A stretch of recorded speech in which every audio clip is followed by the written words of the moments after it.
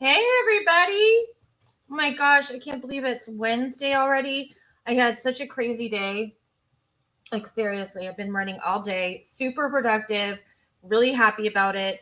I'm feeling a little nervous about being here, but I think I've got it. I really, really do. And I just talked to Ping, and I think we're going to start with the good news. And that, of course, is Cleo Smith, and I am going to begin by sharing a video with you. So let me start right there, right from the top. Give me 1 second here. I'm going to put it up, and then I'm going to bring Ping on, and we are going to chat about everything wonderful and good about the safe return of Cleo.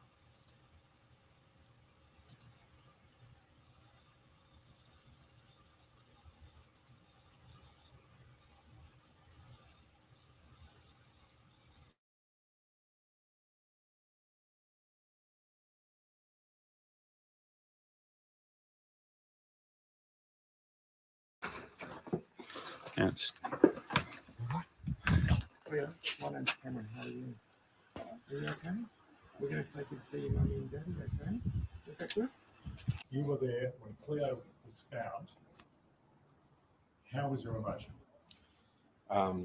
Well, shock to start with, quickly followed by elation. Obviously, I was just, it could have been any one of the team that were here. It just turned out that I was one of, 4 guys that were fortunate enough to go through that door and make that rescue. But we had always hoped for that outcome, but still, we're not prepared for it. So, yeah, it was absolutely fantastic. And originally, it was, to see her sitting there and in the way that she was, it was just incredible. What did she say to you, Kev? What did she say to you? Well, I asked her what her name was. One of the guys jumped in front of me and picked her up, and I. I just wanted to be absolutely sure that, it certainly looked like Cleo. I wanted to be absolutely sure it was her. So I said, "What's your name?" And she didn't answer. And I said, "What's your name?" She didn't answer again. So I asked her a third time, and then she looked at me and she said, "My name's Cleo." And it was, and that was it. So then we turned around and walked out of that house. And not long after that, got into the car, and the officer I was with, Detective Sergeant Hutchinson, who was the family liaison officer, called Cleo's parents and said, "We've got someone here that wants to speak to you." And it was, a wonderful feeling to be able to make that call. So, what was their reaction? Oh, you can imagine, just absolute surprise, and they were ecstatic. So things developed so quickly. We didn't really have time to prepare them, and certainly didn't want to give them any false expectations about what might happen. We didn't know ourselves, so it's always a delicate process, when it comes to that. So, still to be able to give them that news and then say, please start making your way to the hospital. We'll meet you there. Was fantastic. And can I say, having seen her a couple of times this morning, she's a little Energizer bunny, and she, how she has that much energy. I wish I did. I'm about ready to go to sleep. But she was, so it's just a very, very sweet, energetic girl, very, very trusting and very open with us. We all wanted to take turns in holding her. So yeah, it was a really good experience. Was she physically okay? She's physically okay. Yeah, and that was evident from the start. And taking to the hospital, I guess, was assurance of that from the people that know what they're doing. We've spoken about Cleo's parents' reaction to hearing the news, but what was Cleo's reaction to seeing her parents for the first time? Oh, mummy, big hugs, kisses, and lots of tears. So as you can expect, it was. Was this the best moment of your career? Oh, without a doubt.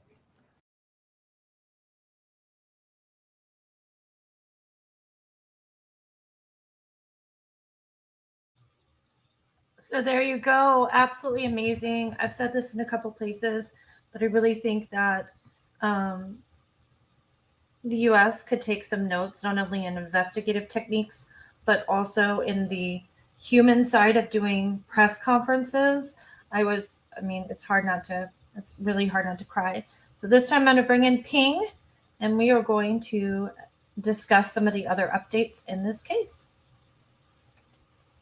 Hello, my friend. Hello, everyone. How are you? So, should we talk about? Well, let me say this. I don't think we should say the person's name Yep, until they're charged. I think that's a good idea. Okay. And so I'm going to go ahead and be completely transparent. Last night, there was word that there was a person, and there were 2 photos of that person. And it was said that that was the suspect they had in custody.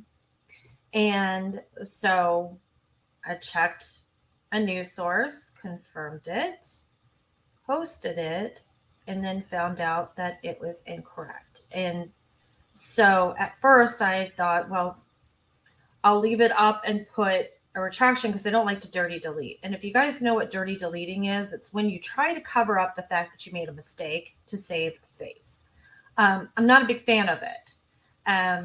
So that was my original plan. But then a couple of minutes later, I'm like, this is somebody else's face. I have to take this down. So I actually typed out like, hey, I'm taking this down, or I took the other post down because blah, blah, blah, blah, blah.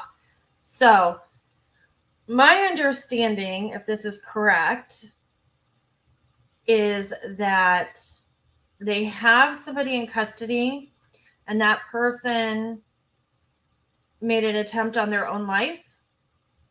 Is that what's being reported right now? Self-harm Mm-hmm. in his cell is what's being reported. Okay. So he's in hospital. I think at the moment still, they're waiting for him to be cleared. Then they can question him. Right. And they're supposed to have charges coming down shortly, correct? Yep. As soon as they can get his version of, or maybe he'll say nothing, but as soon as they can conduct that official investigation and, interrogation basically with him, I think after that we'll see the charges. Okay, good. And then we'll put up those pictures on the social media and everything else. Amber Eve said she thought it was harm from a cellmate. It's being reported that it's self-harm. Yep. That was a rumor someone posted last night on a news paper website, but then this morning they cleared that up and said, no, it was self-harm. Right. So they want to know if he lived alone. By all accounts, it seems that he did. That seems to be it for now. Yeah. He lived in a community subsidized housing project. That would be the equivalent in the U.S. He supposedly drove a nice car. They weren't sure if he worked. All the lights had been off for a couple days. I mean, those are the kind of things we're hearing. I did read today that the $1 million reward will probably not be distributed because they are saying that what led to Cleo being found was police work and not tips. And I don't begrudge them that because I've never seen anything so amazing in my life. I also heard that they have not completely interviewed Cleo yet. They're taking their time with that. They're going to send a child abduction specialist from Perth down to speak to her. Yeah, they haven't interviewed her at all, I don't think. No, I don't. Yeah, that was my understanding too. And that they were taking their time with her because she's a child. Yep. And they said if she says nothing, that's fine too. Yeah. Oh, I love that part. Yeah, I saw that too. So am I missing anything else on this? I mean, again, congratulations to the WA police. Is it the police reserve? It's just WA police. Okay, WA police. And they do like WAPOL is like the abbreviation for it. Yeah, WAPOL. Yeah. Yeah. So yeah, they do deserve a raise. But I think how do I ask you this? When you're watching American press or US press and you see our press conferences, do you often see like a lack of emotion in the investigators? Yeah, it's very black and white. There's no empathy. I think the Australian police showed a lot of empathy yesterday and, showed they were human. They're not there to be, He-Man or whatever. Right. They're there to do their job, and they're fathers, and they've got little kids and stuff. So this reaches to them too.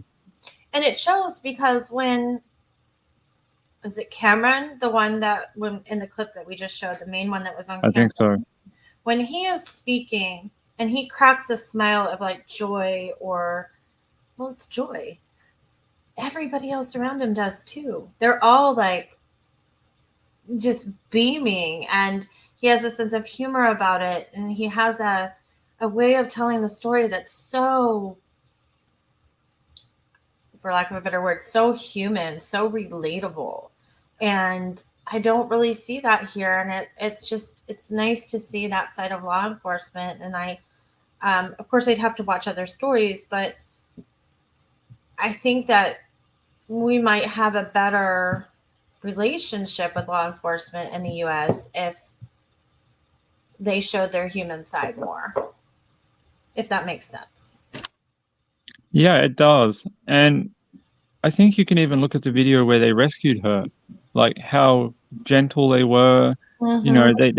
They came down to her level to speak to her, very quiet, but they also acted like, we're just taking you home. It wasn't like, let's rush in there and, SWAT teams and like this. They were just, we're broken here. We're going to take you. We're carrying you off. It was very gentle. Yeah, a lot of times you see them, and I understand, like the child is in grave danger. In grave danger, but they're in tactical gear and they're running and they have the hand over the child, and it's like, oh my God, like if they haven't already been through it. I thought the other thing that was interesting was that one of the articles reported that when they so they pulled him over in the car, and then they made the decision to kick in the door of his residence. I'm sorry, you guys, if you don't know who I'm talking to, and I might not have introduced him, and if for that, I am deeply sorry. This is Ping the Router. So, live from Australia. So they made the decision the tactical decision to kick down the door, and then they found Cleo in another room, and they said she was sitting on the floor playing with toys. Did you read that? Yeah, I saw that reported on one newspaper last night, I think. And that's very interesting. So did he just have her locked up in a room with toys for 18 days? Like, very interesting. Yeah. So, maybe we're going to find out that this was a case of like wanting a child, or feeling like he had seen her in town and felt like he had a connection, like a weird stalker situation. I don't know. There is some other stuff. We just can't report on it now. No, I'm not doing that. Hopefully soon.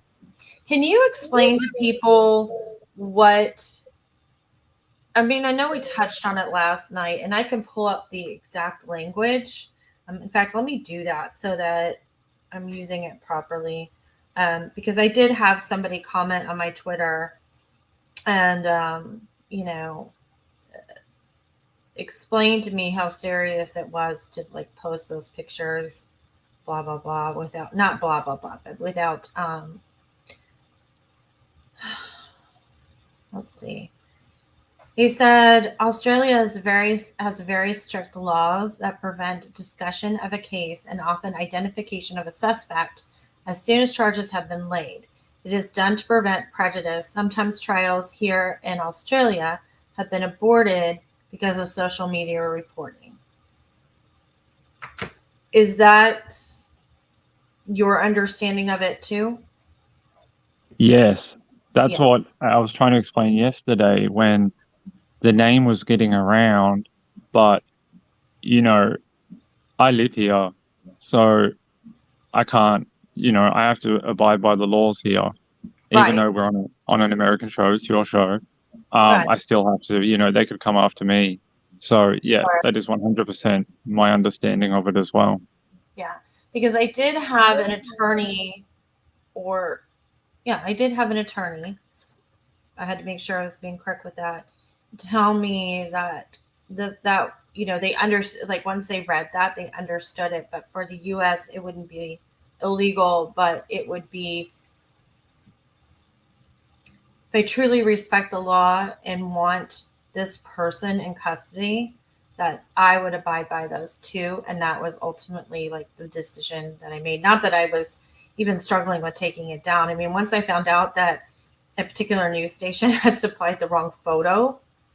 Yeah, Channel 7 had a lot of I'm not going to say misreporting, just rapid fire reporting yesterday. Mhm. And I think that happens with breaking cases, but I don't know. I think, there was a lot of different between our four or five major places for news. Some of them had like completely different details. One of them said they had a set of keys, and another one said they busted down the door. And so, yeah, it was a bit of a mess. Yeah, it was. I think the majority, I don't know about you, I think the majority of the ones that I read ultimately said that they had pulled over the suspect in the car, taken him into custody, and then they had to decide whether or not they were going to kick in that door. And ultimately they decided to do it. But, I don't think we have a clear story, and I don't think it's going to move as fast as it does in the U.S. because I think everybody, correct me if I'm wrong, but everybody gets confirmed information at the same time. So it's almost how I kind of broke my rule last night. It's almost how I feel about YouTube. Like I've had people say to me, like, say something happens in the Barry Morphew case at 5:30, right?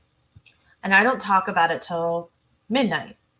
People say, "Oh, well, you're late in the game, and I don't know why you even bother going on." Well, partially because I'm not the news, so I'm not beating people to the story. That's one. And two, because it gives time for the dust to settle and for everything to kind of come together. And if there's any mistakes or misreporting, then I'm not adding to that situation. And last night I went against my own policy and I got excited. But I mean, it really wasn't about being the first. It was just about posting it, because that press conference you just saw, or those video clips that you saw a few minutes ago, those came out like, I don't know, 10 minutes after we ended the live stream last night. Would that be correct? Yeah, not long, very, very short. We ended and I went, "Oh no, Amy, they're about to do the press conference." Yeah. So it was crazy. Hold on one second. Sorry. But just so you guys have a understanding, that Channel 7 that posted that, this is not like a small town, 2-people operation. It's one of the largest media organizations in Australia. Yeah. And, so it's not, they have millions of dollars, they have huge lawyers, and, still mistakes happen. So, well, it's crazy too, because, somebody tipped me off to that, and I emailed the station, got confirmation, and then that same person was like, that had originally given me this, I was like, whoa, that might have been premature, I'm sorry. And it was like, well, that's okay, because I emailed and then I ended up having to take it down. So that's how big a mistake it was. I mean, it was huge.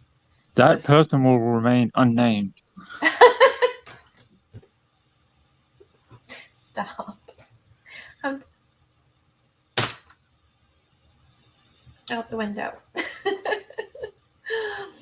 So, anything else on Cleo that we can talk about?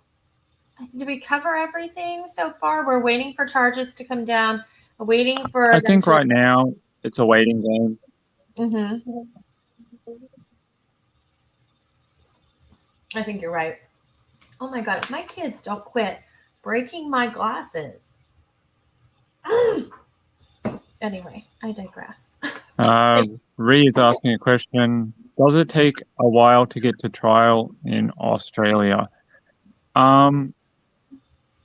It'll probably be next year, I would say. Like early next year, February, something like that. Mm-hmm. But he'll have like small court dates between now and then. Right. Let's see. What does No Limit say? Even low-name networks in Australia have decent news, more truth than what I've seen in the last few years compared to the U.S. I will say this: when they do release the information, they seem to be a lot more transparent. But that's just me. Well, it's because we have media laws over here, and there's actually an agency which governs like media. And if you get something wrong, you can get dragged before the court and basically have to pay a fine or retractions and all sorts of stuff. Wow, that's interesting. Okay. Lucy Van Pelt says, I see a huge difference in law enforcement since the 70s. They were actually serving the public then. I worked for the Indiana State Police in the 90s, and only a handful were empathetic toward the public. I mean, I could say I would agree with you in a lot of those situations, but across the board, I don't know. I haven't had enough experience, but I won't discount your opinion by any means, because it just depends on what segment you're looking at, I suppose. I want to say hi to everybody in the chat. There's 77 MCL, G Dubs, Leah Bogle, No Limits. I don't know if it's like No Limit Nunya. I don't say it right. Sorry. Peekaboo Cockatiel, you made it. Yay. She has a question for you. She says, because he tried self-harm, will this person have somebody watching him at all times until trial? All the cells over here have independent cameras on them, but when he ends up getting to actual jail, he'll probably go straight into isolation. So yeah, that would make sense. That makes sense. All right. So do you want to stay up here with me, or do you want to go back down to chat? It's completely up to you. I love having you, but it's your it is your prerogative. And I don't know. You don't know? I mean, I don't know much about these other two subjects, but maybe someone else does. But, I have one more I can question. come back if there's something you need me for. Okay. I'll come back. All right. Well, okay. I have one more question for you. Chris Hill wants to know, or for us maybe, if it's a stalking situation, which I think it is. What is it with these bleeps interjecting themselves where they don't belong? Ridiculous. I mean, I think it's a sickness. It's an obsession. I think people that live alone and don't socialize sometimes, and they have other things going on mentally, they feel this false connection with somebody, like a false relationship with somebody. That's my opinion. And then they begin to fantasize about it. And those fantasies, no matter how far-fetched, can feel very real to them. And that's not an excuse. That's an explanation. And does that sound fair to you? Yeah, I also think, stay tuned. There'll be more to this. Mm-hmm. Okay. All right, well, I can stay up. Everyone is like, we stay up, so I'll stay up. Okay. All right, well, I'm going to move on to the next then. Let's see. We're going to talk about Justin Long. We are going to talk about, I need to switch here and put something up on the screen. We are going to talk about Mark Beans because he had a new filing today. And let's see, I'm going to see if I can, let's see. How am I going to do this? Well, it's just going to have to go across our faces, and we're going to have to be okay with it. I'm not vain. I don't care. So Mark Means, and it's kind of small to read, but Mark Means filed a new motion today. He basically filed a motion for Melanie Gibb. This is crazy. To show cause as to why she should not be held in contempt of court for failure to comply with his subpoena. So if you guys remember back in May of 2021, he served a subpoena to Melanie. She happened to be, I think she was probably doing grand jury testimony or preliminary hearing. I don't know which one. And it was served to her hotel and she ignored it. And okay, it happened before the Vallow grand jury. So let's see, before the grand jury and the deaths for the deaths of JJ, Tylee, and Tammy Daybell. And so Melanie refused the subpoena, and basically she was like, I'm going to talk to Rob Wood about this. You know, like, I'm not taking it. I'm not touching it. I'm going to talk. And it was left in her hotel room, allegedly. So now Mark Means is coming back, and he says that he believes Gibb has evaded criminal prosecution regarding incidents relevant to the case, and goes on to say she has possibly destroyed evidence or electronic devices in this matter. So I'm not going to read, like, you know, his address and all of that stuff. But if I can pull this up, it reads, let's see.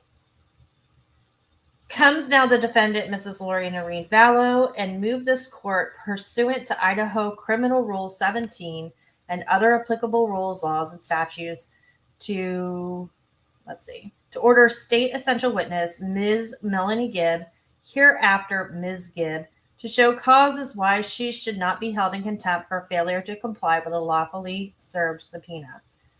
To date, no response whatsoever has been received by Ms. Gibb or by a legal representative of Ms. Gibb regarding to the properly served subpoena. At the time of service, Ms. Gibb stated she would refuse service and was calling Prosecutor Wood. So let's see. Next page, because even I can't read it on the screen. Sorry, folks. Ms. Gibb was lawfully, hold on. Rats. Ms. Gibb was lawfully served with the attached subpoena while Ms. Gibb was physically present in the state of Idaho and allowed ample time to comply with said subpoena. Ms. Gibb has chosen to ignore the rules of law, and such should be ordered by this court to show cause as to why she should not be held in contempt. Any such order by this court should be drafted to allow out of state service regarding said order as Ms. Gibb believed to be a resident of the state of Arizona. The defense believes Ms. Gibb has possibly evaded criminal prosecution regarding incidents relative to the above cases, has engaged in inappropriate private communications, including phone calls, emails, and text messages with above said prosecution. So he's referring to Rob Wood in his office, as well as Rachel, the prosecutor they brought in, pro hoc vice, other essential witnesses, possibly destroyed evidence or electronic devices in this matter, and has made multiple conflicting statements regarding her personal knowledge, actions, inactions in regard to the above cases in compliance with the subpoena in this first initial step to address these concerns. And then he goes on to say, defendant further moves this court for an award of fees, costs, and sanctions as allowed by law and addresses contempt behavior by Ms. Gibb, blah, blah, blah, blah, blah, dated November 2nd, Mark Means. So if you all will recall his initial, I'm going to take this down. You can't even see it, so I don't know why I put it up. I apologize for that. And his initial filing, this initial, subpoena that he served to her, he wanted every voicemail, every time. I mean, it was ridiculous. It was absolutely ridiculous. And I believe she probably has her own, I hope she has her own counsel at this point, but she may have been told to ignore it. I don't know, but it seems like Mark Means is filing a lot of really frivolous things, a lot of frivolous filings. And I just don't understand why he's being allowed to do this. And I really want a t-shirt. Really, really want. Oh my gosh, Amber E. You took it right out of my mouth. Jim Archibald. I want a t-shirt that says, "Where is Archibald?" Honest to God, like, what is going on? Oh, Mom, you say you have a theory. You want to come up here and talk? Because I would love to hear it. I mean that seriously. Miss Vixen said, except she wants to be Daybell. Why not call her Lori Cox? Oh, okay, you're talking about her last name. I believe on this filing, she is... Originally, she was charged as Lori Noreen Vallow, and then Means put in the request for her to be addressed as Lori Noreen Daybell. So they are putting, when they do the state of Idaho, they do state of Idaho versus Lori Noreen Vallow, aka Lori Noreen Daybell. So there you go. Oh, Mom, I'm going to put the link in chat. So if you, I Yeah, don't, now you have to come speak to us, all right? don't mean to put you on the spot. Say no, and that's fine. I'll still love you tomorrow, but but right now I'd love for you to weigh in on those. He is just, in my opinion, Mark Means seems to be very reckless, just wasting the court's time, and I'm surprised that the judge isn't tired of it yet either, to be honest. I mean, it's been going on for, what, a year longer? And he's just been, I don't know. It's almost incompetent. It really is. It really is. Yeah, that's true. Marilyn Landis. She's had a lot of last names. A lot. But I am happy to see maybe some more scrutiny on Melanie Gibbs. Well, yeah. I mean, Felony Melanie, the Gibb with the gift of gab. Yeah, she's unbelievable. Like, when you watch her multiple police interviews, she's just, it's like a social club for her. And I always tell the L Mom that my analogy is Mean Girls, and Lori was Regina George, and she was Gretchen trying to make fetch happen. And then she just like moved up, and now she's like, yay. And for the Gen X crowd, it's like Heather's. Okay, the Heather's died, and she's now Winona, although she's not that cool. That's a very good analogy for this. But she's enjoying the attention because she's finally Queen Bee. She was never good enough, special enough. Lori always one-upped her. Like Melanie was like, oh, I have spiritual gifts. And Lori's like, I was married by Jesus Christ. And she's like, damn. I can talk to closets. Yeah, I can talk in closets. Like, oh my gosh. All right. So now I've got the L Mom up. You guys, hold on. You guys that were talking about wanting to, about when we were going to talk about Heidi Plank. We are going to do that tonight. I have a different perspective on that. Or, I mean, you'll know when we get there. So I got the L Mom queued up. Hello. Hello, can you hear me? Yep, we can hear you. Okay, I've got you on the TV. I don't know why I'm pointing, but I have the TV on my phone and on my laptop. But anyway, yes, I have a theory. It's unproven, and also, if you are in the chat and from the church, don't sue me. Oh my gosh.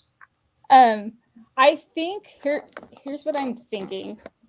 I think Lori spilled some beans about Melanie, possibly when she had that meeting with Mark Means, and he got his panties in a twist.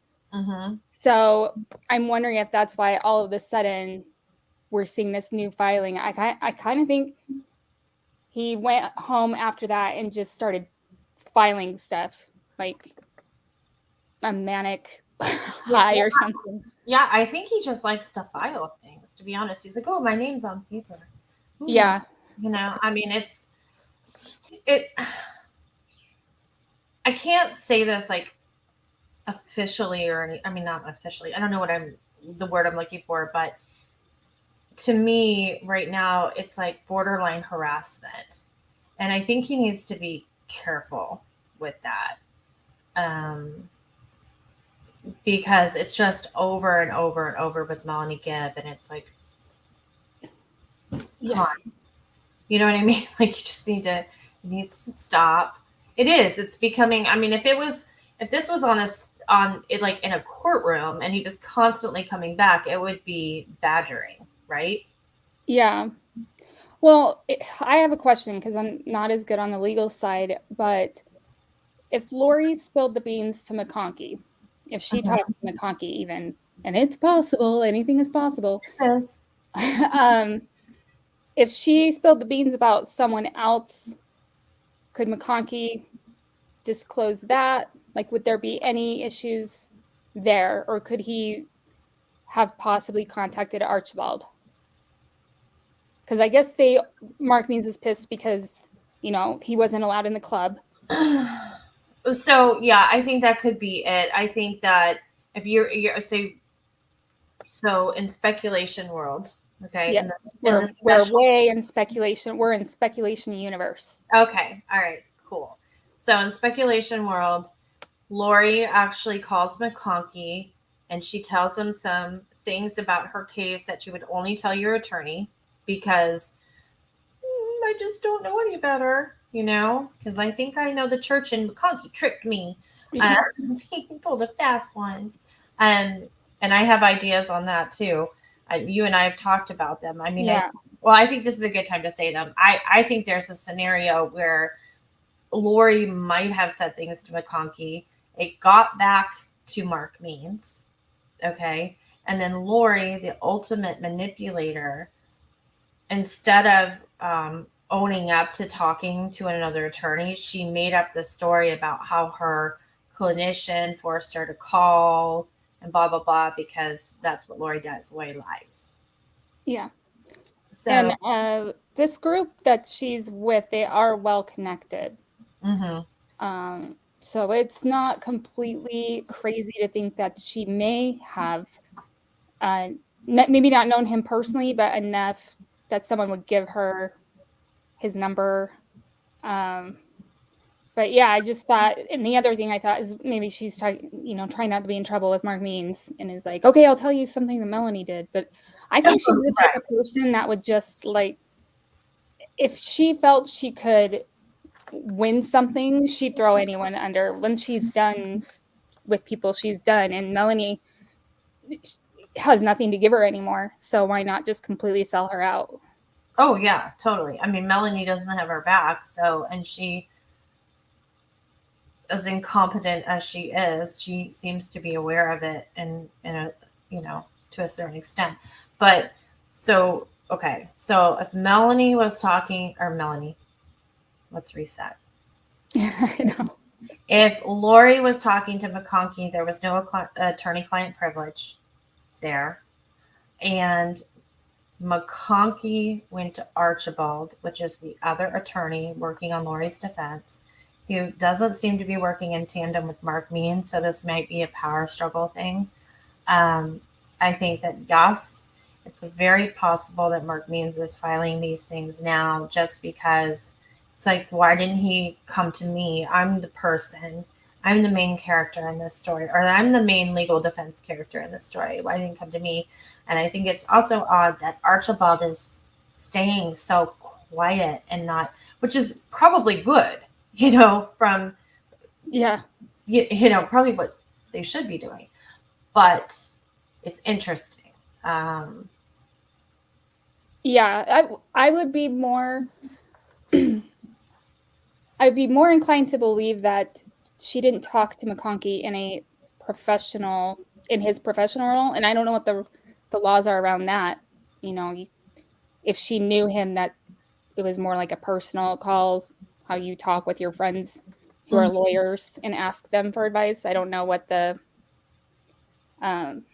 what the implications are of that, but that's kind of what I'm thinking, that she had more information or was trying to get herself out of a tight spot. Yeah. This is interesting. Let's see. Somebody, and I don't know the answer to this. Leah Vogel wants to know, is Archibald LDS? Is he from Eastern Idaho? There's going to ask me if a bear, like, you know what? Well, now I'm going to have to look. I'll look him up, but if he's from that area, there's a good chance. That's part of the Mormondor. Right. I would be surprised if Lori would let someone outside of the church represent her. Mm-hmm. Because she really does think that and she still has her beliefs. Mm-hmm. He thinks that the spiritual laws apply to her, which is hilarious because they do, and she's not going to be happy when she finds out. Well, and the thing is, too, I think she's waiting for a divine intervention. And the thing about it is, because her moral compass and her spiritual beliefs are so warped, she may get divine intervention, but not in the way she thinks. Yeah. So there's that too. And Sack and Fox Nanny, which is a great name. It sounds like a coffee band or something. It says he's giving means, meaning Archibald, is giving means all the rope means needs to hang himself. That could be true too. I hate saying this out loud, but I'm sure in Way Out Portal speculation world, it's a fun place to go sometimes. Yeah. And yet I always say how much I hate it. I know. I have a fast pass. I get on that real quick. I suppose that people might speculate that this could even be something cooked up between Archibald and McConkie. Yeah. It would not surprise me at all if, and it doesn't necessarily mean that the church itself is involved. It wouldn't surprise me at all with how well connected people are. Even these preppers, they're actually a lot more well connected than we think. Right. Did you? I don't know. I'm putting you on the spot, but I'm not putting you on the spot. That's like the second time I've said that in 20 minutes. But I am. My parrot laughed downstairs. Oh no. No, that bird. Did you remember what we talked about the other night, like linking people together? Did you get anywhere with that? Have you started working on it? I haven't gotten very far. Mm-hmm. I went in a dumpster dive today on David Warwick. Like, I got distracted and I was looking at all his real estate stuff. And but I do think there's a past there. Yeah.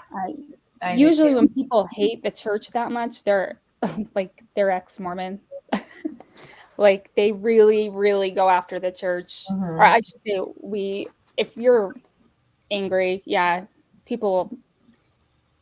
But I actually think, though, it's more likely that this is just his only hope, because the church has been involved in scandal before.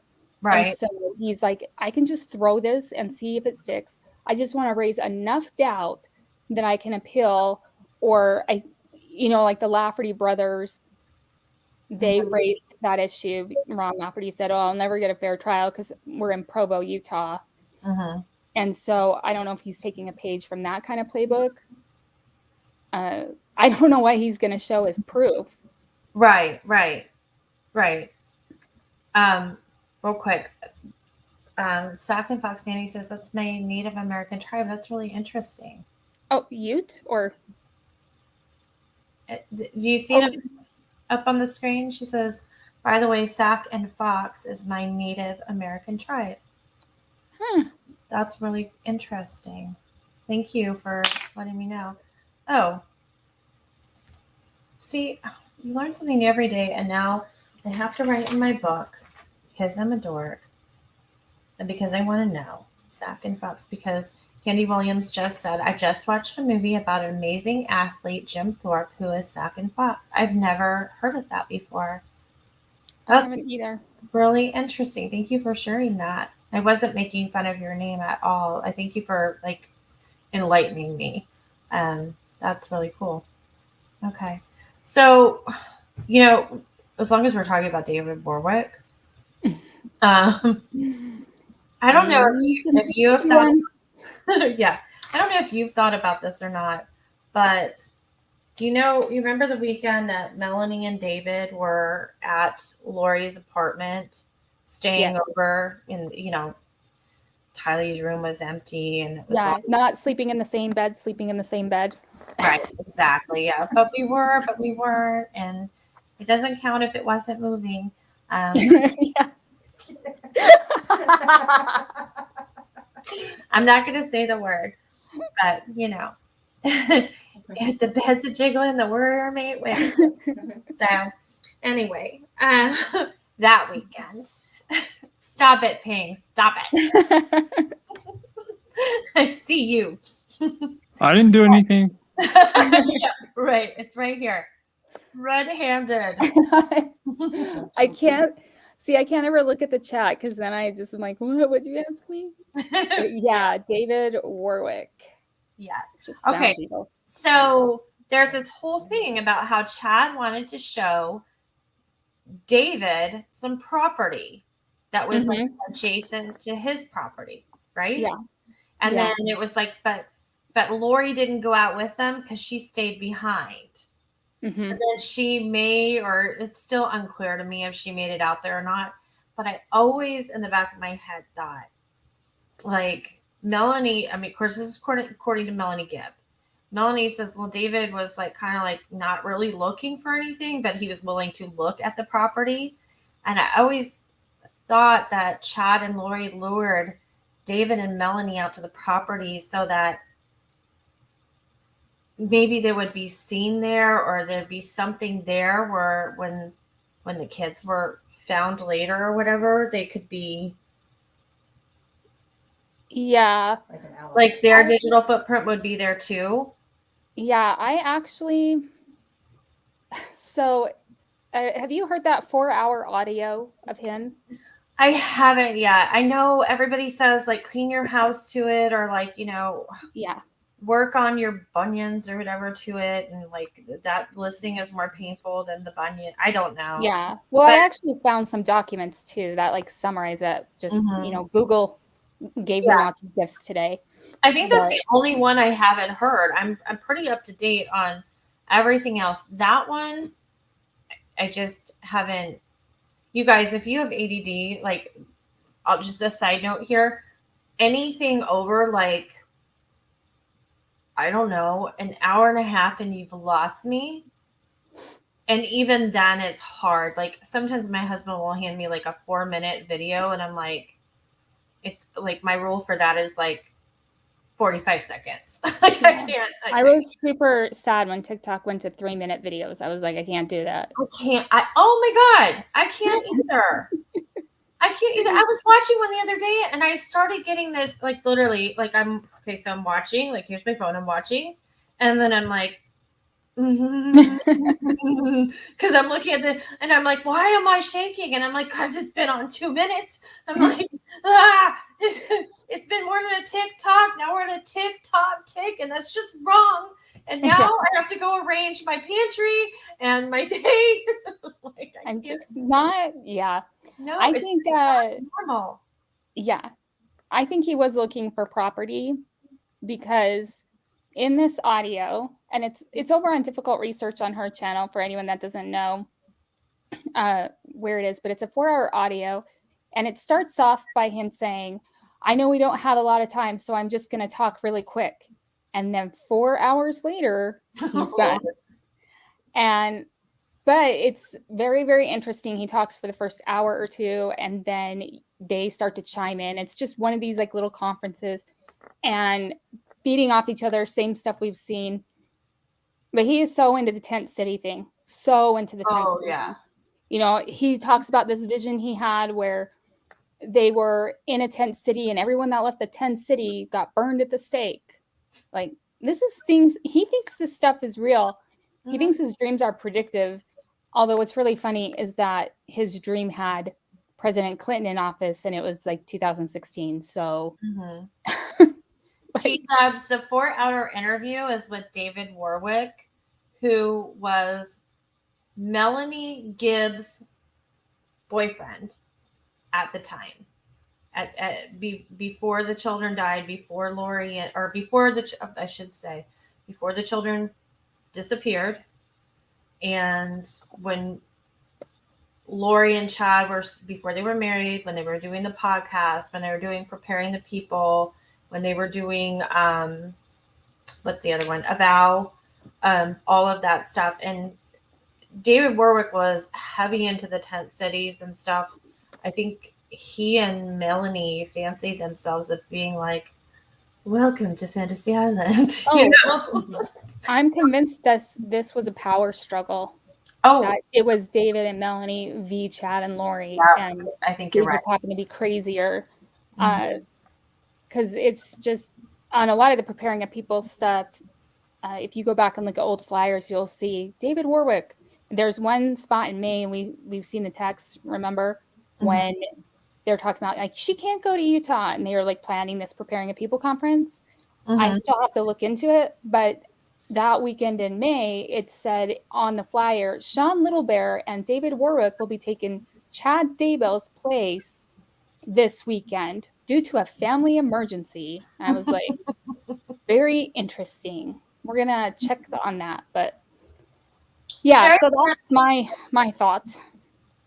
Well, I appreciate it.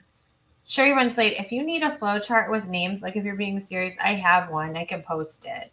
I had to lay this when this first started, like when this case first broke, and I didn't come in. So let's be honest. I didn't come in when it first broke. I came in a couple weeks later, and even at that point, it was hard to catch up. And I felt like I was back in high school trying to read effing Beowulf. And so I had to literally kind of like make a glossary and then lay it all out so that I could see who was related to who. And for the longest time, and it makes sense now, but back in the day, like I was kind of made fun of for this. I could never figure out what the relationship between, because I remember people would say, well, Kay Woodcock is JJ's grandmother, but also JJ's aunt. And I was like, wait, I can't. But we didn't, the parents, JJ's bio parents weren't named at that point. We didn't know the exact situation. And then it all kind of came together. And it the only way to explain to you is it like heals in your brain. And then you start getting into it. But yeah, there's a lot of names and there's a lot of like duplicated names. And even now we have people coming in that maybe they were mentioned before. Well, there's two problems. One, either they were mentioned before, but nothing ever came to fruition with them. Like they were like ancillary people. And those would be like your Serenas, Yeah. But now we know they're a little, not a little bit more important, but they're providing good testimony. And then the other problem was that you had some things released. I can't even create a timeline in my mind anymore, but not so long ago, where they were talking about people in code. And so you didn't know who it was. And it was like, my daughter, and you're thinking Tylee, but now it's like, no, because Lori was calling Melanie Gibb her daughter, and Melanie Gibb was calling her mom, which is weird. Like when the detectives asked, I was like, oh dear, this is way worse. But yeah, the names were not hard for me, but I mean, just I'm from a huge religious family, and it's the timeline. I need to draw out timelines, like the kind where you have like one character is like green, one is blue, because I think that's a major key as I'm going through these documents. I'm like, Yeah. So I got to do that, but Yeah, so you know in real time what everybody's doing on the same day, even if Mhm. they're not even talking to each other. Yeah, that makes sense. Because I want to know, like, if Zulema is talking to Serena, and then Chad and Lori are over here, and Melanie and David are here. Like, I want to know all that happened on one day because, like, maybe, and again, like, not to belabor this, you guys, but I do think, because I see a lot of you say you're like, you have adult ADD or ADHD, getting a global look at something when you could feel like you can look down and see it and you can group it like that is very, very helpful, at least for my brain. yeah. Because I I know go, that like writing, sorry, there goes my ADHD. Writing stuff down, like I always have to handwrite things. I can't even type notes into a laptop because I have, see, that's me. Mhm. People are like, oh, I have everything on my phone. I'm like, I have nothing on my phone. I'm like practically fountain pen over here. Like, oh yeah, no, I have this one. I have this one. I have this one. These are all out of my desk right now, and they're all written in. I mean, Yeah. I have this one. These are just like the ones I have out. To my left, I must have like 20 other ones that are started, plus all the blank ones, the composition books that are under the desk. oh yeah. And I always have one in my purse because it doesn't matter what's going on. I need it because if I don't write it down, I don't remember it. But I will say this, except for dates, you guys, this is where my memory fails me. So That is where mine, yeah.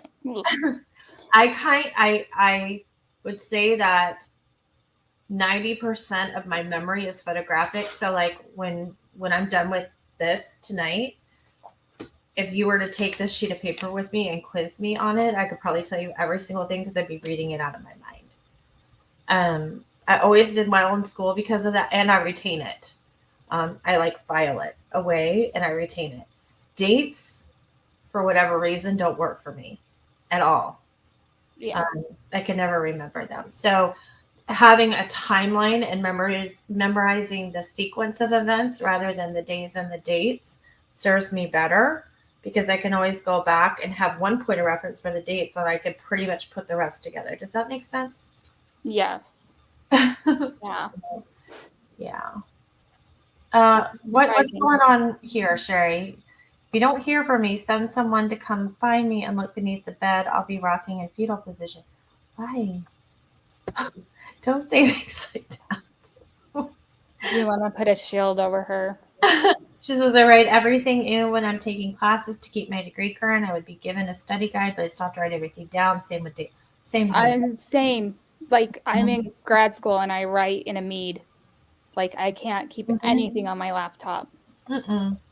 No, I when I went back to school, I had the hardest time because they wanted us to use these note-taking programs, and I was, just to use the technology and whatever. And I was like, I can't do that. Like, Yeah. I tried, but then I couldn't. So. Yeah, online textbooks and Kindle. I can't do that. I need the book in front of me. Oh yeah, I need the tangible book too. Yeah. So. Yeah, red like wine again. Once you write it down, it's like writing it on your brain. Yeah. Mm-hmm. Totally agree. Yeah, totally. All right. So that is the deal with our good friend Mark Means. We'll have to see what happens. I'm not even going to lie to you. I did not look at what the next court date is. So probably look on my phone real quick. Let me see. I wonder where he gets his scarves or whatever, the bandana thing. I don't. From the Jesse James Trading Company.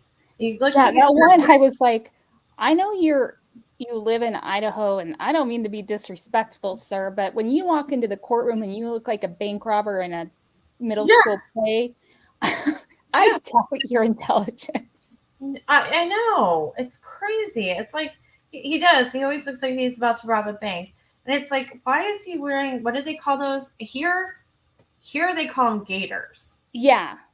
Is that what it's called, like officially? Yeah, but I've only really seen people that are like, BMXers or dirt biking or like going out and shooting in the desert, like not an attorney in a courtroom. Oh my god. The chat is so funny. They're asking if we remember Cliff's notes. Do you? Yes. Yep. Oh yeah, I Okay. cheated with them all the time in high school. I never did. Stop. I don't cheat now. I just when I was in high school. I did. You're funny. Lynn says, I start a notebook and then I start another one and then I decide I have too many notebooks and it goes on and on. That's what I do too. Yeah, that's me. Yeah, totally. And one of the things that will inspire me to get organized again is I'll do this. I'll be like, well, everything's a mess or whatever, but it's brand new. Yeah. Shiny, and I shall use it. Yeah. Now I feel good about myself again. And then sometimes I pull out the old maggoty one because I'm like, well, it's so pretty. I don't want to use it. And I'm so sorry. It's like, I don't know what goes through my head. I really don't. And Chris Hill wants to bring Trapper Keepers back. You know, my stepson has one. They do make them again. He has one. Like he literally like pulled it out at the beginning of the school year, and I was like, what is this glorious artifact? Do you remember, is it Liza Frank or Lisa Frank? Oh my gosh, I have her stickers here on my desk somewhere. Like the rainbows and the cats. Yeah, stuff. because Yeah. I mentioned her to Michelle the other day, and Michelle's like, I've never heard of her. I'm like, you don't remember the designs, the crazy, bright, fluorescent? Nope, not, I mean, come on. Really? Yeah, she's like, yeah, she grew up in the 80s. Just saying old. Well, I'm older than both of you, and I remember it, but I'm a little immature too. I don't think you're older than her. I think She's- I am. She's 5'1", both in height and age. Shut up. We're very close in age. Very You close in guys age. are really mean. No. All right. Back one. I'm going to go back in the chat now. Okay. All right. Thank you so much. Dang. Okay. Bye. All right. I'm looking for Lori's next court date. Hold on. Give me 1 second here. So we can do that and then we can move on. Actually, I'll add something. I did post it in the chat, Okay. but WA police expect to file charges very shortly. Like hours or I would say so. oh, exciting. Probably today sometime. So what do you think they'll be? It'll be Abduction or false imprisonment? like kidnapped, deprivation of liberty. Mhm. We'll see if there's anything, Right. essay, that kind of stuff. Mhm. Hopefully not. So, and he kept her in the city, the same district. So it can't be like. Do you guys have anything like interstate compact or like crossing lines as an additional charge? I'm sure we probably do, but he was in the same state, so Yeah. So he doesn't have that. no. Let's see. Well, you guys, I will have to get back to you on Lori because now this is just not the Idaho thing is not. Well, wait, now of course they say, oh, I'm not going to be able to tell you, and I don't see. I can't get into it now. I'll post it. I will post it. So the next thing I want to talk to you guys about is Heidi Planck, who is missing out of California, the LA area. I have a quick picture of her I could put up on the screen. This is her and her ex-husband, who his name happens to be John Wayne. Let's not hold it against him. Heidi has been missing since October 17th. And here's how this story plays out. Heidi and John Wayne were married. They had one child together, and that child's name is Bond, like Bond, like James Bond. And Bond is 10 years old. They have 50-50 custody. I believe they got divorced when Bond was still an infant or about one. So on October 17th, Bond had a football game and Heidi attended. At that time, John, her ex-husband, had the custodial rights to him. Like that was his time. So she came to Bond's football game And that was, I'm just going to go back again because I'm bad with dates. That was the 17th, which was a Sunday. Okay. On October 20th, Heidi was supposed to establish her custodial responsibilities by picking Bond up from school, and she didn't. She failed to do that. In the meantime, Bond had been trying to call his mother and get in touch with her, and she wasn't responding. And he was starting to get so concerned. He was speaking not only to his father about it, but to his mother's friends, like texting his mother's friends saying, she hasn't called or texted me, and I'm worried. She left that football game that Sunday at halftime, which seems to be of concern to people as well. Her ex-husband says she might have been a little bit of, agitated, a little, in a mood, like she walked over to him and said, I have to go, and she just left. Upon attending that football game, I'll show you some surveillance photos if you haven't seen them.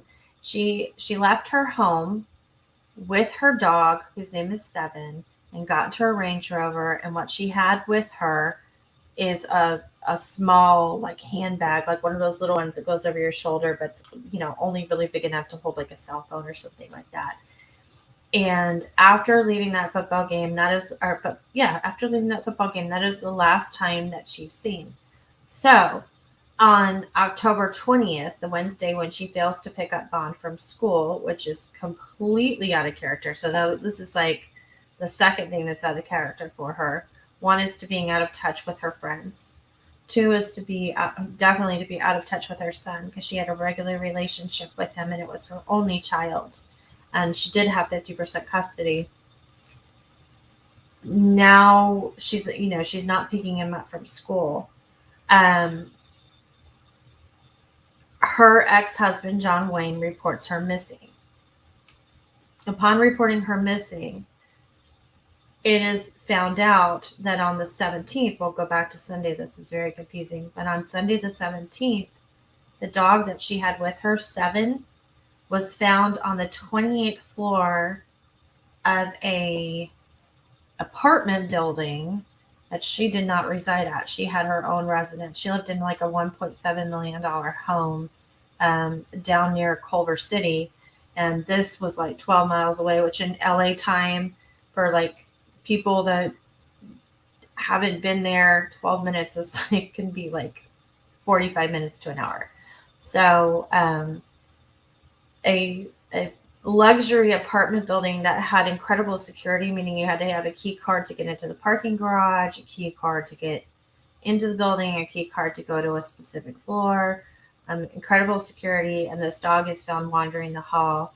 A resident takes the dog in, finds out the dog has a microchip, somehow tracks down the owner's phone number, calls Heidi. Heidi doesn't answer her cell phone as she leaves a message, and it is later found out by the police by the message left on her cell phone that this dog was found in this building, and this Good Samaritan, hopefully, was taking care of it. So I'm going to go ahead and play you a news clip real quick so that sometimes when you read about this over and over and then you're talking about it and it's something I need to get better at, I will leave out details because they're already in my head. So I'm going to go ahead and play this for you really quick. And I think I have it queued up here. No.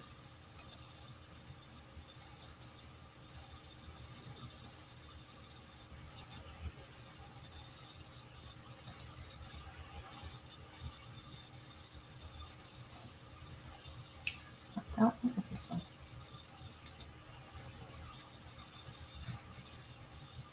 All right. Hold on. I need to go back and mute myself. Sorry, guys.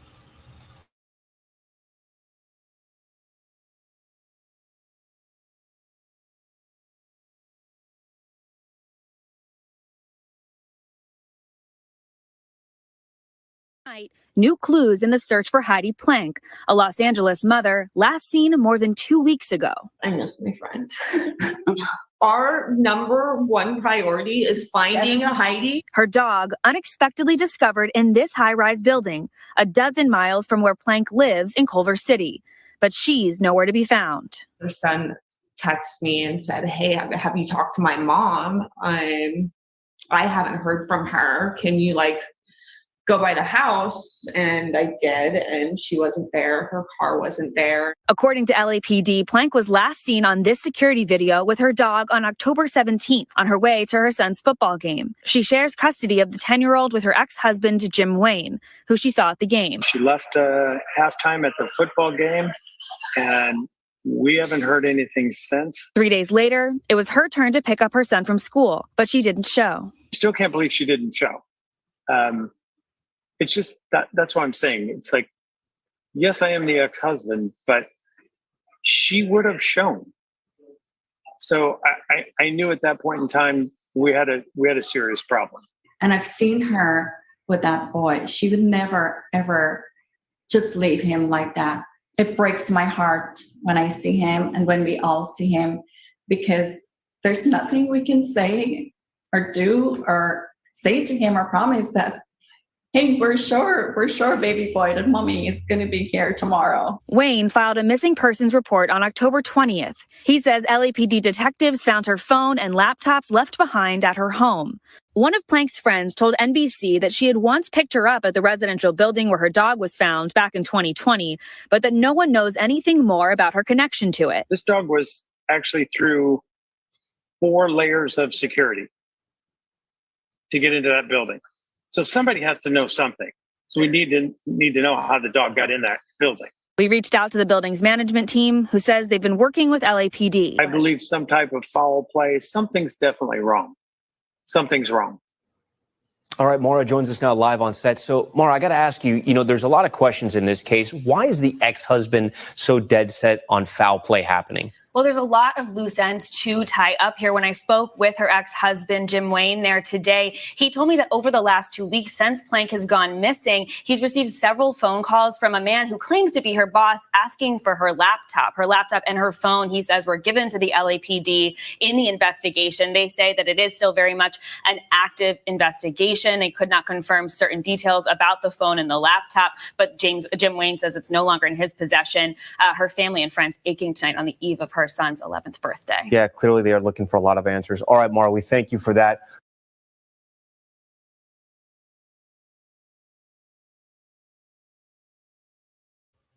Okay, so you heard it. Whoops, what is going on? Hold on, guys. Hold on. All right, it's all good. It's all good. I solved it. I'm going to go back to the chat. So those are the basic facts of this case. I can fill in a few blanks here. At first, when the police went to the apartment building, which happens to be this apartment building called Hope and Flower, and if you're interested in seeing it, I could show you, but it's a luxury apartment building in downtown LA in the entertainment district. The apartment management would not cooperate with the police. The police wanted to look through the parking garage to see if Heidi's Range Rover, her gray 2017 Range Rover, was in that parking garage, and they would not allow them access. They wanted to see any CCTV footage of how the dog got in there. If Heidi was on tape anywhere, they wouldn't allow that. They said you have to get a search warrant. Since then, I'll get to this really quick. Let me just put it up on the screen. Since then, the apartment building is cooperating. It's interesting that one of her friends has come forward recently and said she did pick up Heidi from that apartment building one time back in 2020. So there's another layer to this case, and that is, well, how am I going to frame this for you? I feel like I'm not going to have a time to go into all the details tonight because it would take a long time, and it deserves to be presented to you meticulously. So in the spirit of our chat, I'm going to give you the Cliff's Notes tonight. and we can dive deeper if you're interested. I'm interested. I'm going to do it for myself, whether or not. But if you guys are interested, I'd love to hear it. She Jeff says booty call. You're funny. You're funny, funny, funny. So there's a couple of possibilities of that people are speculating about. The first one is that her ex-husband, John Wayne, who reported her missing, is saying, you know, my son needs closure. He wants to know where his mother is. And people are picking on him because he's saying that, you know, the word closure. But I think it's because, you know, her son's birthday, I believe, was yesterday, and he was waiting for his mom, and they're close, and she's gone. She's been missing since the 17th of October, and there's no sign of her. So on the screen, I have, what did she do for work? I'm going to answer that in one second because it's important. The second layer of this is that earlier they had spoken to Heidi's mother. Heidi had plans. She had a lot of future plans, like immediate future plans. One, she had tickets to go to a football game and an NFL game. Two, she had made arrangements to go home for Thanksgiving with her girlfriend, and home is in New York State, Buffalo, New York specifically. And three, she had made plans to, after that, like later on, go to a class reunion. So she had things that she was excited about and that she was planning. Her mother didn't think she was dating anybody, but it just come to light that she was dating a gentleman named Naeem Salam. He works for Chan Zuckerberg Initiative, which is Priscilla Chan, who is married to Mark Zuckerberg, their charity, and he is vice president of operations. He had a disagreement with her recently because he's up in San Francisco, she's down in Culver City, and she wanted him to come down and visit, and he said, I can't because I work. They got in a fight, and he was trying to call her back. This is all around October 17th. He was trying to call her back, and his exact words are, she ghosted me. I thought she was ghosting me. It wasn't until he started talking to Heidi's ex-husband, John Wayne, that he found out that she was actually missing. Okay, so that's one thing. It's important to note that Heidi's ex-husband, by all accounts, says that Naeem Salam is a good guy. I hope I'm saying his name right. I'm probably butchering it. But that he's a good guy. He approved of him. He was always nice. He doesn't think he has anything to do with it. But anytime you hear of a dispute between two people that are dating, you have to kind of wonder if that has anything to do with anything else. Because her son is her only child, the probability of her running away or leaving without telling anybody is it's not impossible, but it's not the most probable reason.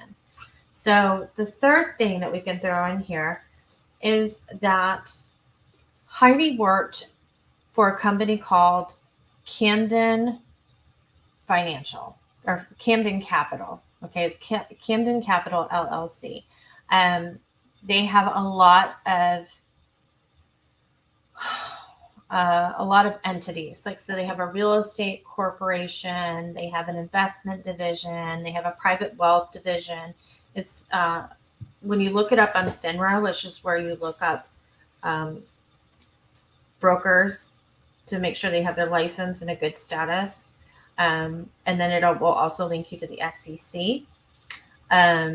When you look it up on FINRA, and I can show you that if you want, it's a little boring, but if you look it up on FINRA, there's several entities to this company.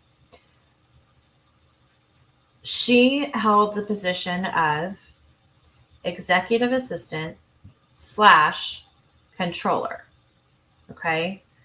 So by all accounts, her job position, her job description is to oversee anybody that does anything accounting wise or investment wise, and she signs off on it.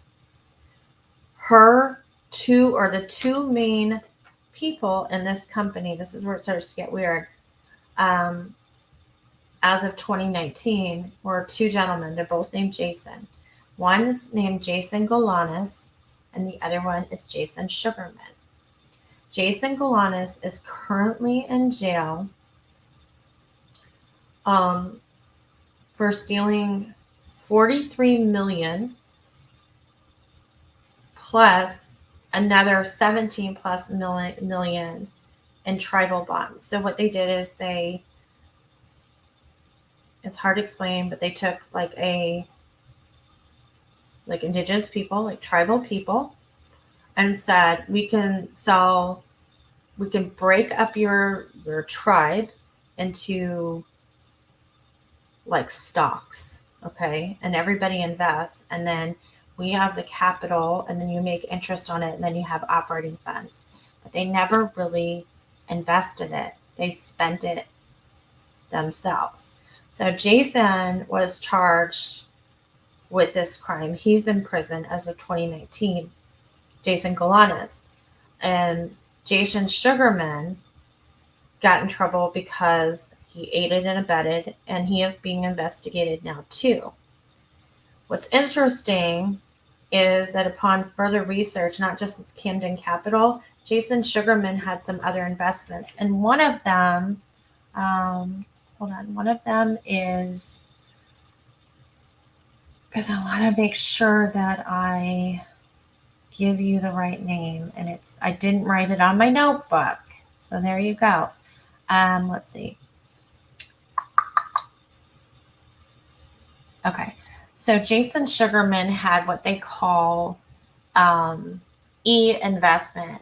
So like electronic games, like video games, like if anybody here are gamers or your kids are, there's like EA Sports, there's like Riot Games, there's Blizzard, all those like game developing companies. And then they invest in like players and tournaments and stuff like that. And so Jason did this. Well, the interesting thing on here is that he oh my gosh, where is it? Hold on, I'm gonna find it.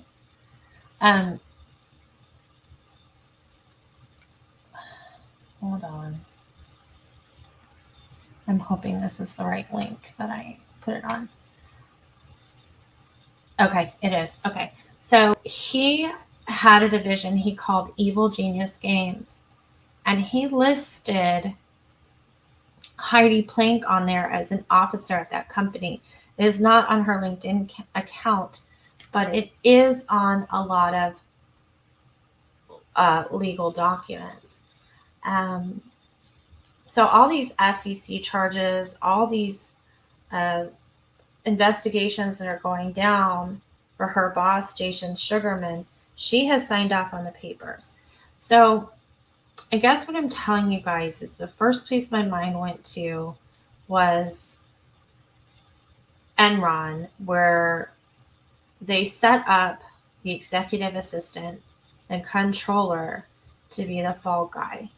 I think that there is a scenario where, because people are asking about this laptop and because federal agents, it wasn't the LAPD exclusively that went and searched her home. It was the FBI that also went into her home, that this could be connected, whether she's a whistleblower, whether she threatened to turn somebody in. We don't really know at this point, but when I started looking today at some of the stuff that Jason Sugarman is involved in and all the places where her signature are, I had two thoughts, and one I already shared with you. One is the whole Enron thing, and the second is that when you look at Jason Sugarman's family, and I'm not going to start naming names or listing things. I'm trying to be careful here because this is a huge accusation. Jason Sugarman's family is involved in owning sports teams, a lot of money, a lot of connections. Jason is not a licensed broker. He is not, his entity is listed in the SEC, but he is not an official agent. So he really shouldn't be, what he's doing is he's calling the shots for other people. Like, he's their boss and he may be telling them to do stuff or sign things, and ignorance is no excuse under the law, but it's, people may be signing things not knowing what they're signing. Jason Sugarman has a lot of power. That firm really shouldn't be open, because when Jason Galanis went to jail, that was what they did was the definition of a Ponzi scheme. It is the equivalent of what Bernie Madoff did. And when you look at the trail of bodies after the Bernie Madoff thing, whether it's guilt or involvement, or people disappearing, there are a lot of people to look at. It's not just, so for Heidi, it's not just the possibility that she was an informant. Maybe she was already working with the feds. That she was a whistleblower, that she was a potential, like, she was starting to say enough is enough, and it was really bothering her, and she felt like under a lot of pressure. And so maybe somebody did something to her because of that. The other possibility is that when you're involved with a company and you've signed papers that have ripped people off for their entire life savings, $60 million plus all the other things, all the other people they ripped off, that makes you a target too, by your victims. And yeah, somebody just said it. Scooby Don't said maybe they made her a patsy and then disappeared her. Probably she was also a CI for the feds. So this again is heavy speculation world, but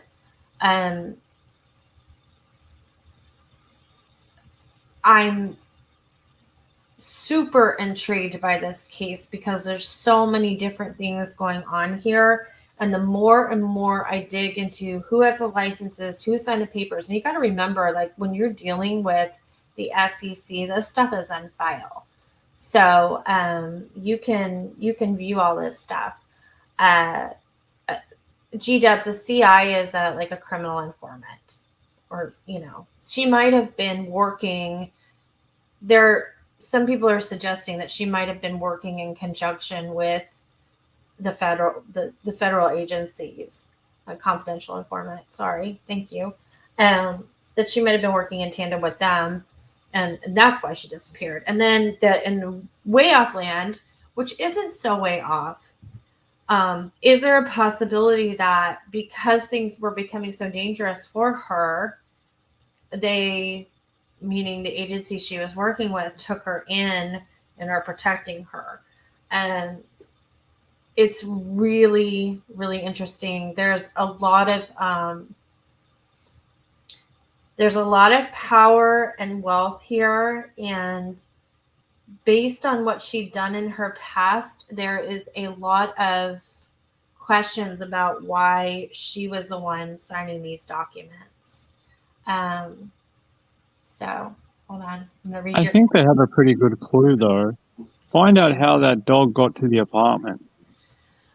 Well, yeah, and apparently they are working with the apartment building right now, and they're not reporting that yet, which I understand, but it also leads me to believe it's something bigger than, because if you had, let's say you had Heidi pulling up in the 2017 gray Range Rover and somehow getting access to the building and letting her dog out there, or she's not in her own car, but they see her in another car with somebody, or they just see somebody get out of the car with her dog and let it loose in the building. Wouldn't they put out that person's picture? Yeah, I mean, there's something going on there for sure. Yeah. But I know we spoke about this before the show went live. I really am interested in the, what do you call it? Like witness protection. It could very well be that. It could. So GJH wrote her ex-husband was with her at their son's football game, and they left, and then she left with her dog. Yes, that was last time she was seen. The CCTV footage that I showed with her dog Seven was her leaving her own home to go to the football game. She left at halftime with her dog. Her ex-husband was there. Bond was playing football. She left at halftime with her dog to not be seen again. 3 days go by. She doesn't pick up her kid from school. She doesn't pick up Bond from school. It becomes a concern because now everybody's talking about how they haven't heard from her. And upon reporting that missing and some other events that have to do with police, they find out that 3 hours after she left that game, 3 hours after she left that football game, that dog was found in that apartment building on the 28th floor. So the dog thing is weird because it is nowhere near her home. That, let me look at the exact, because I know I have it pulled up. I think it's 30 miles. It's 12 miles.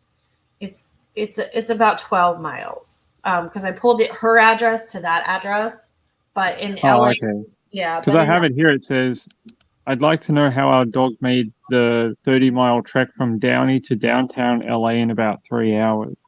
Yeah. That is, hold on, let me just double check because that was. Did I just break your notes? Sorry. No, you're fine. You're fine. It was reported like 2 different ways, but I can check it right now. Hold on. She lives in Culver City. And the dog was found, let's see, directions, at Hope and Flower. Oh, hold on. Plus. Yep, Hope and Flower in LA in the entertainment district. And we're loading. And yeah, okay, so that's it pulled from Florida. Hold on. Because that's what we do here. Culver City. Mm-hmm.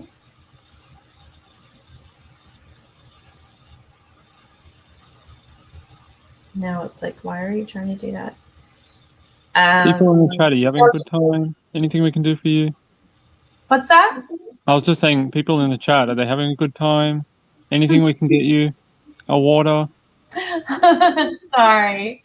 The dog will still say it's like what Pascal is saying. Okay, so it's like 12 miles, but it takes about 40 minutes, 45 minutes during the time when that would have happened. The time when the game would have ended, if she had gone from like, near where she was to there, about 45 minutes, but it's about 12 miles. So it's a fair distance. What's that? It's a fair distance away. It's not like the dog walked there. No, the dog didn't walk. And the dog, I mean, even if your dog walks there, how does your dog get on the 28th floor of an apartment building? Very clever dog that uses key cards. There you go. He's like, just puts his paw up on the pad and he has like the universal code. So I think this is one to really, really watch. I'm just looking at the time because it's after midnight right now. I will show you guys a couple of things. So let me share my screen just so that you guys see what I've been kind of dealing with here. Let's see. Don't know if this is going to work, but let's see. All right, so here is the Camden Capital website, and you can, it lists all the things. Jason Sugarman, oddly enough, is not listed as an executive. They have solutions for athletes, attorneys, charities, families, blah, blah, blah. When you go through their list, I don't know if it's going to show me transitioning to a screen, but there's a whole list of different people, and she's not on there, and neither is he, but although they're signing all these papers, which is very interesting. For instance, this Angelina La Roca, she's the senior accountant. managing director. And it's like they've whitewashed people off of here, and it's very interesting. And I'm not the only person that's noticed this. I'll click here. See if I go to. Hold on one second. I'm going to pull up something.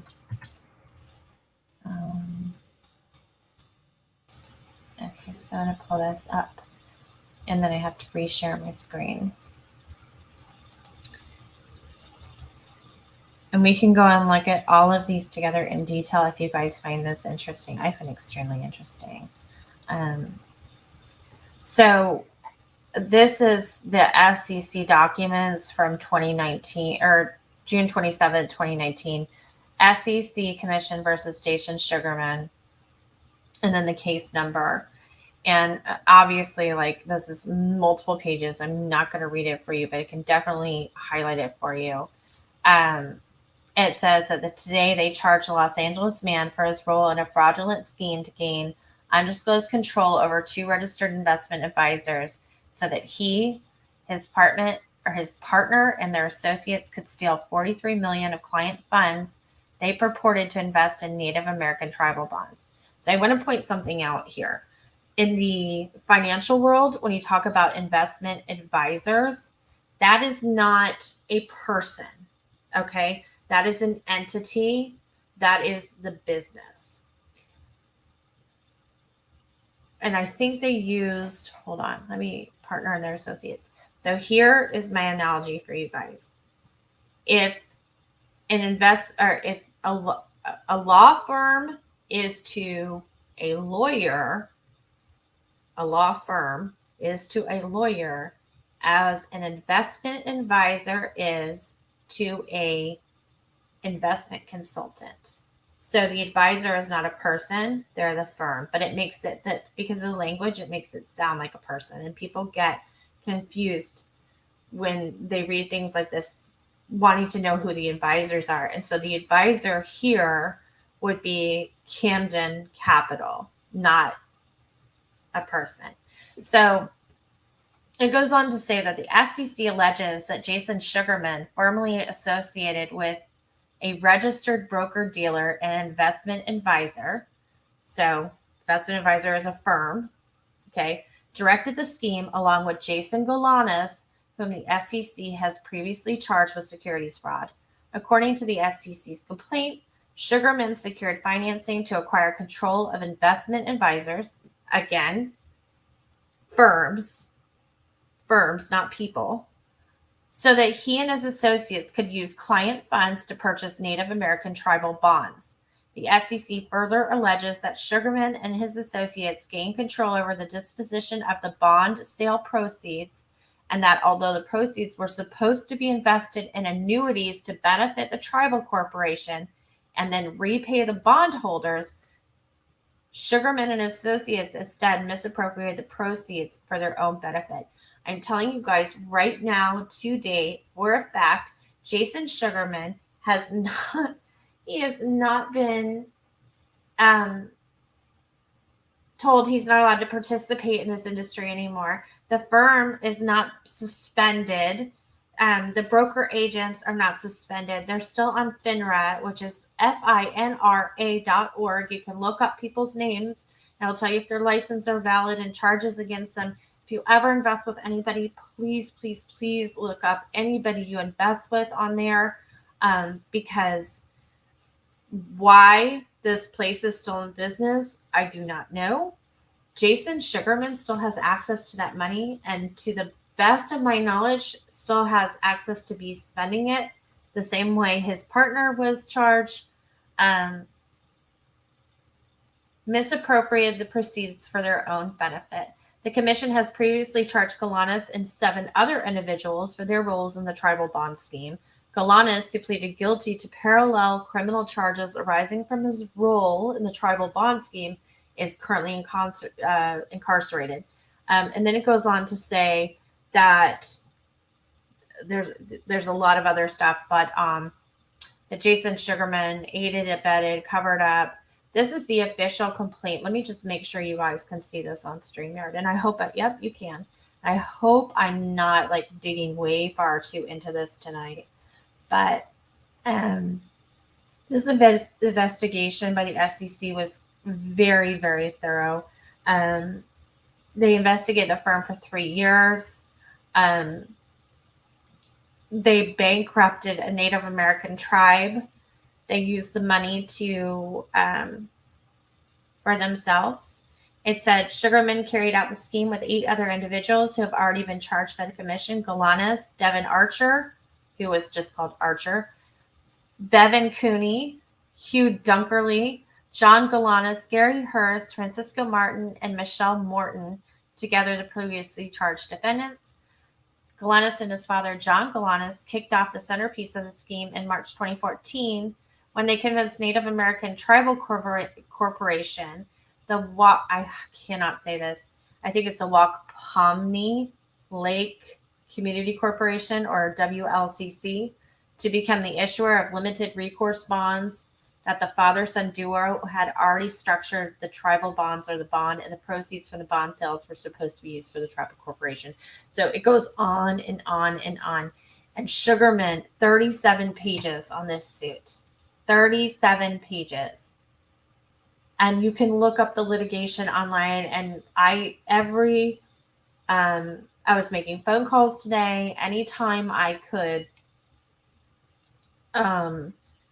get a break and stop and ask somebody a question, I would, because I wanted to better understand this. I have a very good understanding of this now, and I am going to tell you, I think that the disappearance of Heidi Plank has a lot to do with this. Am I pointing the right way? This. Yeah, that right there. Yep. And she was still working for Sugarman, and she was signing a lot of this stuff, and she wasn't charged. So, True Crime Sushi. What about the fact that she didn't have her phone? Nobody leaves their phone at home. That's really weird. What the fuck? Whenever someone leaves their phone, it's bad news. I agree. And I'm going to say this. It is reported different places. There's some conflicting reports, even when it's like day to day. Like if I'm looking at November 2nd, or November 3rd and November 3rd, the reports don't jive. So some people are saying that she had her phone with her. And then others are reporting that the LAPD and the FBI confiscated her phone and her laptop from her home. The FBI and the LAPD are not saying what they took, so we really don't know. Now, I kind of wondered how she had a message on her phone. She, meaning Heidi, had a message on her phone from the person that found her dog, because they said that like they realized the dog was microchipped and they got the number. Well, I don't know. That I think is a misstep too, because usually what happens is you take the dog to be microchipped, and then that person, the veterinarian, the kennel or whatever, will call. But I guess sometimes maybe a private owner, if they get a hit on her number, will call. But that's how they found out that Heidi's dog was at the Hope and Flower Apartments, and her ex-husband, John Wayne, went to retrieve that dog. So I think there's a lot of layers into this. Yeah, see, there are things that say, there are reports that say she got phone calls here and phone calls there. I don't know. It could simply be a case of she had a work phone and a personal phone. You know, it could be that. And she had left one phone at home and she had another with her. I really, there's not a clear answer there. I guess I'm asking you right now is, because I'm going to keep reading for myself, but reading for myself and then putting it out here, like creating something where you can look at, where I can leave you these links and you can look at it all yourself and I can really dive deep. Is this something you're interested in? Because I think this is going to be I personally think this is going to be an interesting case with a lot of layers, and there's a lot of possibilities. So I'm seeing that, yeah. Okay, well, Scooby said the same thing as me. Maybe she had more than one phone. I think that's totally possible, and I think that might be the explanation we're looking for. Ms. Vixen said, wouldn't they privately inform her family she wouldn't want Bond to worry? No, not necessarily. Do you mean, Miss Vixen, if she was in protective custody? No, I don't believe they would. I really don't believe they would. I don't know a lot about it. I've read about it in legitimate places and things like that, but ooh, okay, you guys want some links? I'll put some links in the description. But this does, I will say, you can draw parallels to Enron, to Bernie Madoff. I mean, this isn't so far-fetched to talk about why people disappear. Yep, if she was a whistleblower, she might have a second phone. You're right. Anybody remember a case where a businessman killed his business partner and then pretended to be him for the next 10 years? No, but I'd love to hear about that. I can't remember that one either. I'd love to hear about that. All right, so I say a lot of you are interested. Let's see. Brendan says, by the way, Brendan, I saw you on Instagram and I saw you on Twitter, but I didn't get a message from you. And I don't want you to think that I ignored you. I kind of looked everywhere, so I just wanted to mention that to you when I saw you. So if you sent me a message, I don't know, maybe, I know sometimes people don't want to use, I'm not saying that's not your real name, but sometimes people don't want to use their real name, but I know a lot of people don't use Facebook, but that's my email, or you can find me on Facebook at True Crime Sushi, or try me again, like send me a PM on Twitter. You are saying I can agree, possibly work in a personal phone. When I was working on weekends, I used a mobile company phone and I owned my own phone. When I used to work, I had my personal phone and my own as well. The other thing is there are rules. I have to think about how this works.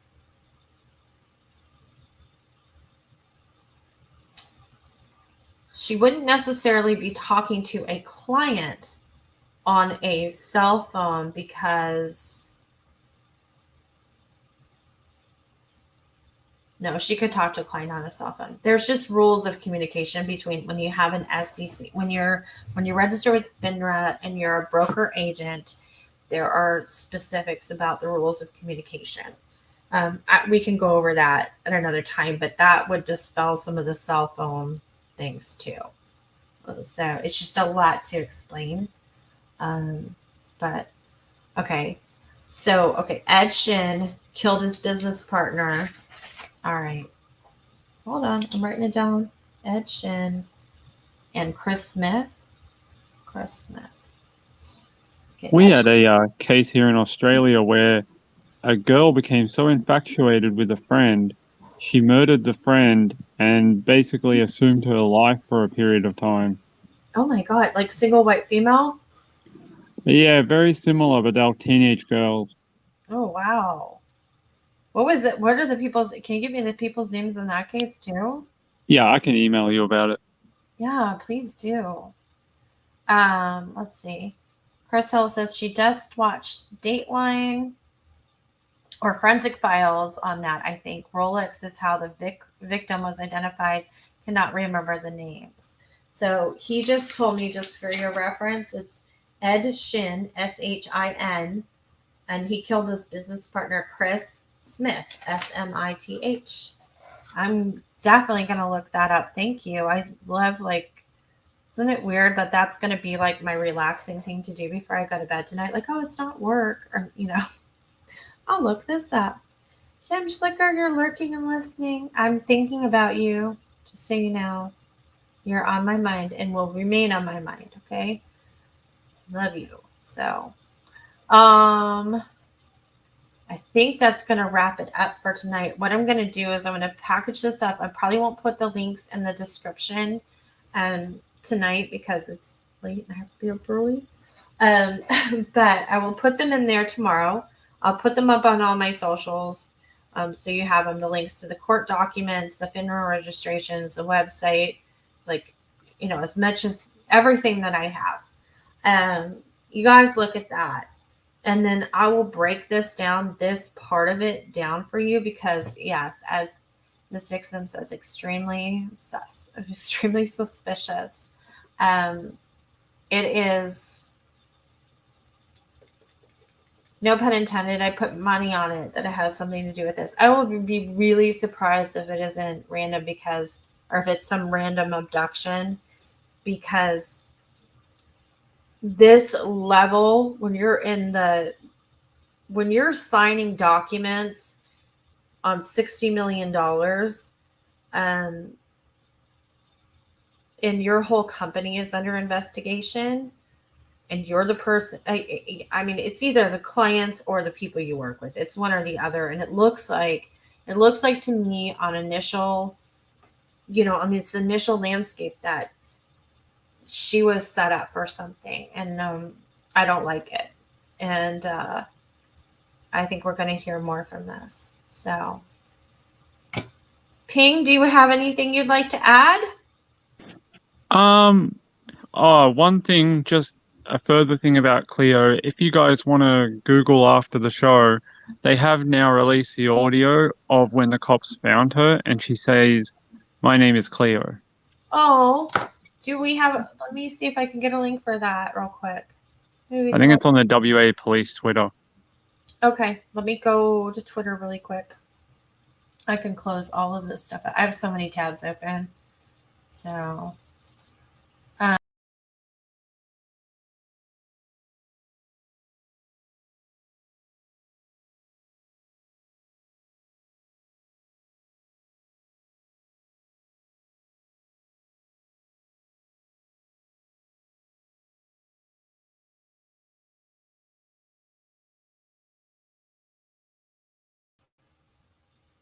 oh my God, I can't believe that I just did that. Okay, so I'm back. It's 12:26. You guys are commenting. You can hear me. Yeah, I closed my own tab. I did. I was like, show's over. We're done. All right, let me look on Twitter. This time I won't close out my own tab. I can't believe I got back in. Sometimes you can't do that. So, WA Police. Let me search for that.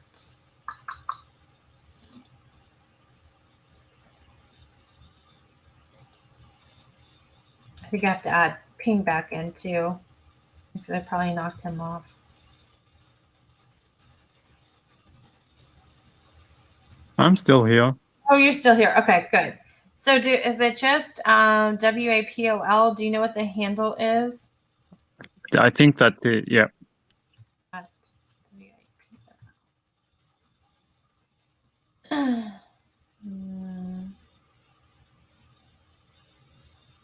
Let me try this one.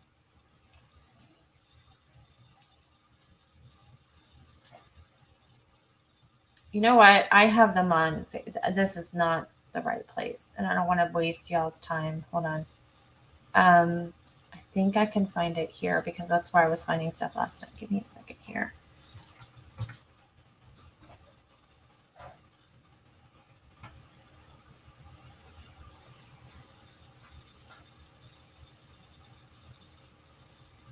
Now everything's being uncooperative.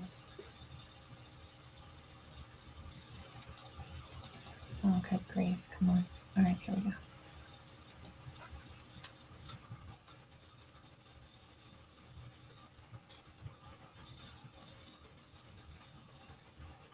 You guys, we're almost there. Sorry about the dead air.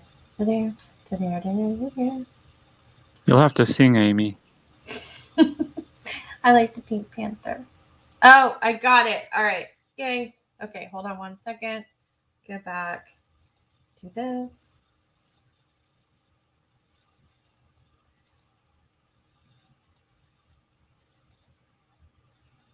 Let me see if I can.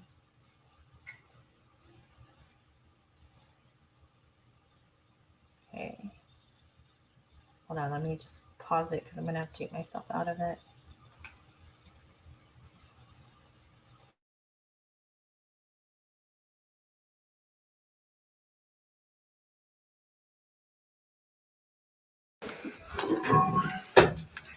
I got it. Hey, Bobby. Hello. Come here. Come here. I got you, Bobby. What's your name? You're all right. What's your name?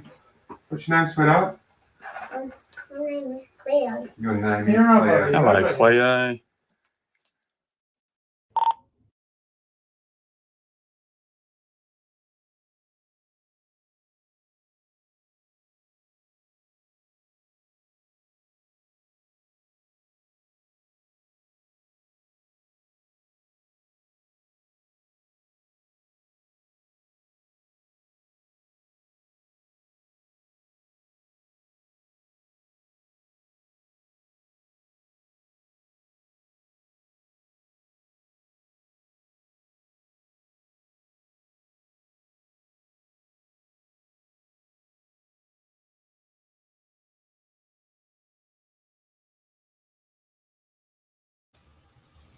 All right, see, I'm a spaz. I'm sitting here talking, and then I have to look down. No, it's not just no sound for you, Polly. It's because I'm an idiot. Didn't unmute myself, and I had to. And I'm a bad co-host. I didn't tell you. You're just like, ha ha. No, I was just gonna say. That made me emotional. But we started on a happy note. We ended on a happy note. It's like the alpha and the omega, and that's wonderful. So it was a good way to end the evening. So I'll be back tomorrow night, 10:15, not 10:30. Thank you, Pink, for being here. I really appreciate it. And That's okay. It was awesome.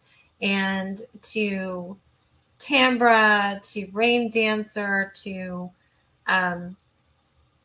Jesse, Diane, Ryan, to Weird Mom, the moderators, thank you so much. I really, really appreciate it. I appreciate you guys for being here.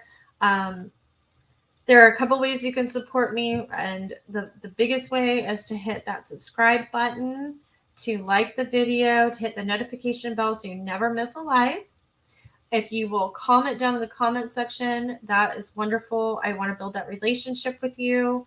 Don't have Facebook groups, so that's the perfect place to discuss what we discussed tonight. I have a PayPal. If you want to contribute to that, it's in my comments. It just helps pay for the StreamYard and some of my subscription services that I use, because it does add up. And that's pretty much it. Thank you so much for being here. It was fun. I really want to dive deeper into Kelly's case. I wish I'd had more time before we came tonight, but I think I have a good start. I will make that promise to you to put all the links and resources into the description. Just give me some time. And on that note, I am going to thank you all. Oh, good night, Terry. Good night. Good night, everybody. Good night, Sushi Crew. Yes, good night, Sushi Crew. I'm going to let you go, and I will see you on the flip side.